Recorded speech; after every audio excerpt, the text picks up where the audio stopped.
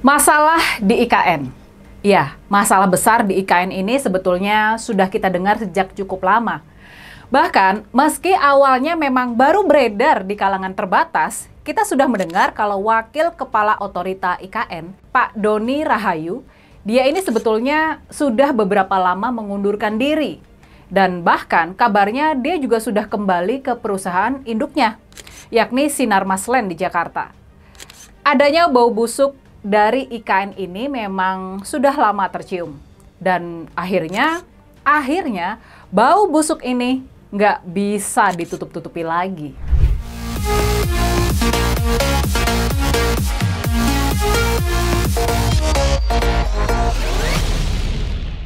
Hari Senin kemarin kita mengawali minggu dengan pengumuman pengunduran diri dari dua pejabat tertinggi di IKN secara sekaligus, secara serentak. Ya, secara mengherankan juga. Pak Bambang Susantono, Kepala Otorita IKN, dan Pak Doni Rahayu, Wakil Kepala Otorita IKN, keduanya akhirnya resmi mengundurkan diri. Pastinya, akal sehat kita mengatakan nggak mungkin nggak ada apa-apanya. Nggak mungkin nggak ada yang benar-benar berbau busuk di balik pengunduran diri serentak dari Kepala dan juga Wakil Kepala IKN ini. Pasti di balik semua ini ada masalah yang sangat besar. Mungkin saja masalah ini bahkan terkait dengan pelanggaran hukum. Atau paling enggak ada potensi pelanggaran hukum yang benar-benar besar. Ini benar-benar rumit ya. Pak Bambang Susantono dan Pak Doni Rahayu adalah dua orang dengan latar belakang profesional, bukan politisi. Pak Bambang Susantono memang seorang birokrat yang lama berkarir di Kementerian Pekerjaan Umum. Dia ini seorang insinyur lulusan Universitas California di Berkeley. Sebelum menjadi Kepala Otorita IKN, dia bertugas sebagai Wakil Presiden Bank Pembangunan Asia atau ADB dengan spesialisasi tugas di bidang pengelolaan pengetahuan dan pembangunan berkelanjutan. Sementara itu, Pak Doni Rahayu berlatar belakang seorang arsitek.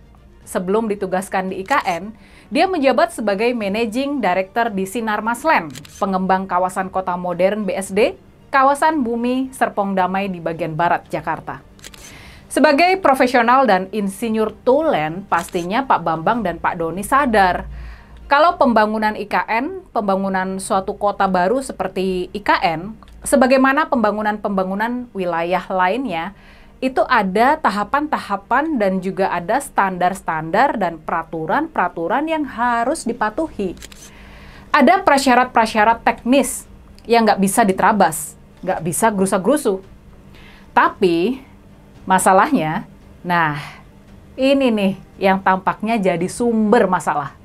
Masalahnya mereka punya atasan, mereka punya klien yang suka gerasa-gerusuk, mereka punya klien yang nggak sabaran.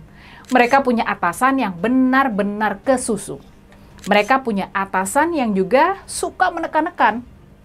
Atasan mereka itu adalah Presiden Joko Widodo dan juga menteri andalannya yang bernama Basuki Hadi Mulyono.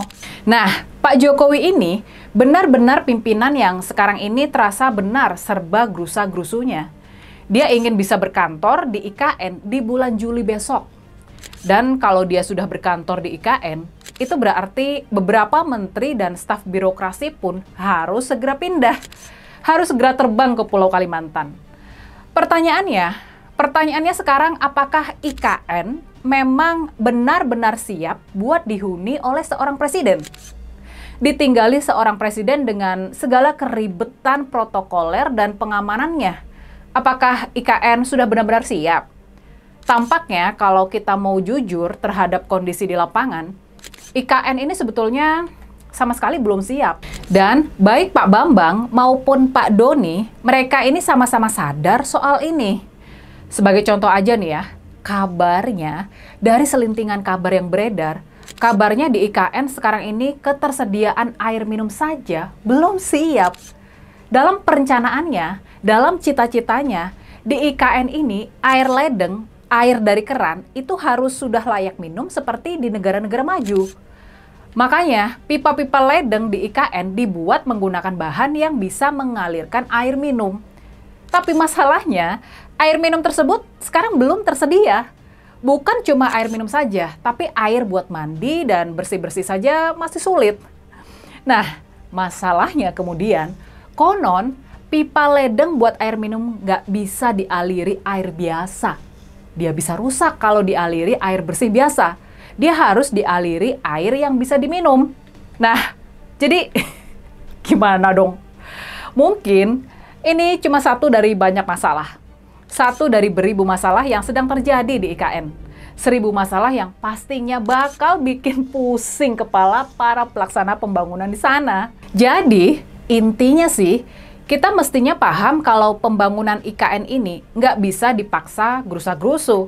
Kalau gerusa-gerusu, ada standar-standar, aturan-aturan, prosedur, dan prasyarat yang akhirnya mesti diterabas. Nah, tampaknya masalah inilah yang mendorong Kepala Otorita IKN dan Wakil Kepala Otorita IKN akhirnya menyerah.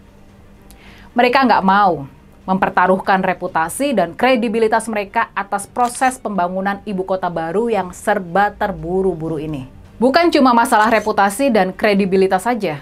Kalau di kemudian hari muncul masalah hukum, bisa dipastikan Kepala Otorita dan Wakil Kepala Otorita bakal jadi pihak pertama yang dimintai pertanggungjawaban. Makanya, sekarang kita bisa paham kan? Kenapa mereka berdua memilih mundur saja?